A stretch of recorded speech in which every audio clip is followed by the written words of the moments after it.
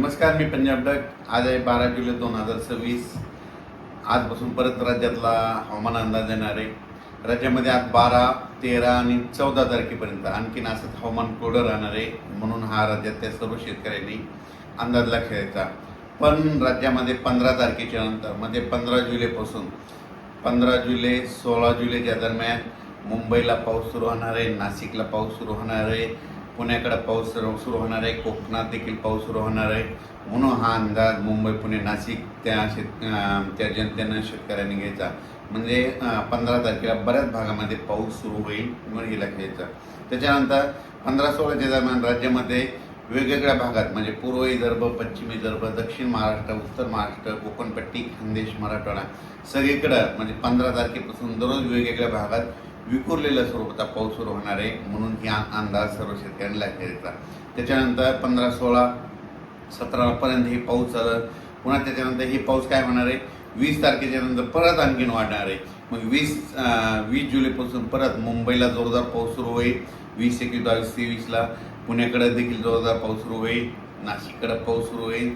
राज्यात देखील पुन्हा काय होणार आहे, 20 जुलैच्या नंतर बऱ्याच ठिकाणी पाऊस सुरू होईल. म्हणून हे अंदाज लक्षात घ्यायचा. पण विदर्भात, पूर्व विदर्भ आणि पश्चिम विदर्भ, तर त्या शेतकऱ्यांनी खास करून हे अंदाज लक्षात घ्यायचा. विदर्भात मात्र 22 तारखेपासून 22, 23, 24, 25च्या दरम्यान विदर्भामध्ये काही ठिकाणी मुसळधार ते अतिमुसळधार, काही ठिकाणी अतिवृष्टी होणार आहे. म्हणून हा अंदाज विदर्भातल्या शेतकऱ्यांनी लक्षात घ्यायचा. मग सांगायचं झालं तर नागपूर जिल्हा, भंडारा जिल्हा, गोंदिया जिल्हा, चंद्रपूर, यवतमाळ, गडचिरोली, त्याच्यानंतर इकडं यवतमाळ, त्याच्यानंतर अमरावती ह्या परिसरामध्ये काय होणार आहे, 22, 23, 24, 25 दरम्यान काही काही ठिकाणी मुसळधार, कुठं अतिमुसळधार. वर्धा जिल्ह्यात देखील मुसळधार पाऊस पडेल. म्हणून वर्ध्याकरांनी अंदाज लक्षायचा. भंडारा जिल्हा, नागपूर जिल्ह्यात देखील मुसळधार, अतिमुसळधार पाऊस पडणार आहे. म्हणून हा अंदाज लक्षात घ्यायचा. त्याच्यानंतर इकडं रामटेक त्या भागात तालुक्यातल्या शेतकऱ्यांनी अंदाज लक्षात घ्यायचा. विदर्भात समजा 21 तारखेच्या 22 तारखेपासून पाऊस सुरू झाल्याच्यानंतर एक लो प्रेशर आहे, ते चक्रीवादळ आहे. तर ते काय होणार आहे, मग ते असं विदर्भातून जात असताना मग ते अमरावतीकडे जाईल, अमरावतीला पाऊस पडेल.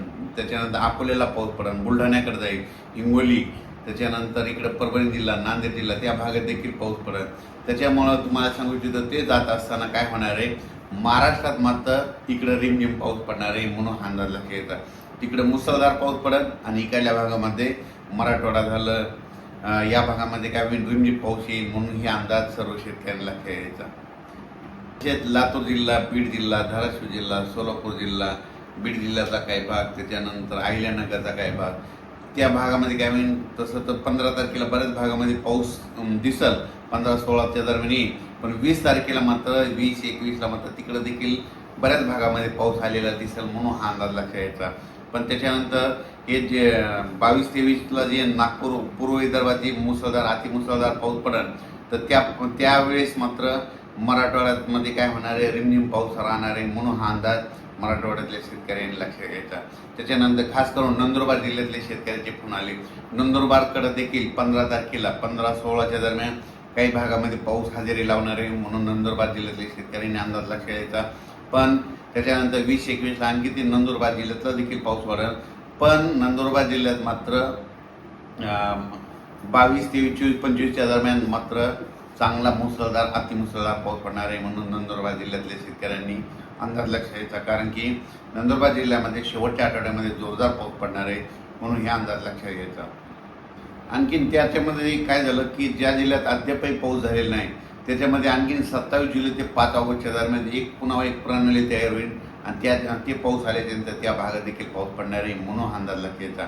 पण राज्यामध्ये मात्र 15 तारखेला म्हणजे 15 जुलै 16 जुलैच्या दरम्यान राज्यात बऱ्याच भागामध्ये पाऊस येणार आहे. म्हणून हा अंदाज लक्षात घ्यायचा. तो पाऊस सर्वदूर नाही, विखुरलेल्या स्वरूपाचा आहे, पण पाऊस सुरू होणार आहे. म्हणजे जे 8 जुलैपासून जे पाऊस बंद झालेला आहे, तर ते पाऊस काय होणार आहे, 15 जुलैला परत सुरू होणार आहे. म्हणून हे अंदाज लक्षात घ्यायचा. मुंबई, पुणेकर जनतेने देखील अंदाज लक्षात घ्यायचा. मुंबई, पुणे, नाशिक तिकडे देखील काय होणार आहे, 15-16च्या दरम्यान पाऊस येणार आहे. पण 20 तारखेच्या नंतर तिकडे देखील जोराचा पाऊस पडणार आहे. म्हणून हा अंदाज लक्षात घ्यायचा.